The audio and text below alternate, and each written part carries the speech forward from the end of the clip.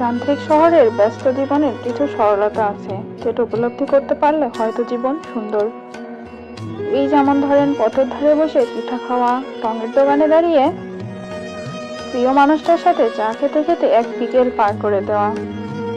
আবার গভীর রাতে ফুটপাতে শুয়ে থাকা মানুষদের সাথে গল্প করতে করতে অজান্তেই তার গল্প কাহিনীতে ঢুকে যাওয়া।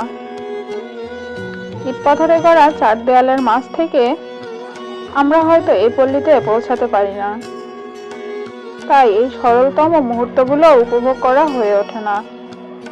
এই শহরে হাজারো দুঃখরা চাপা পড়ে যায়, আটকে যায় যান্ত্রিকতার বেড়াজালে, যেগুলো গল্প হয়ে পায় না মানুষের হৃদয়ে ঠাঁই। তবুও আমরা আপন গতিতে চলতে থাকি, কখনো হিসেব করি না কি পেলাম আর কি বা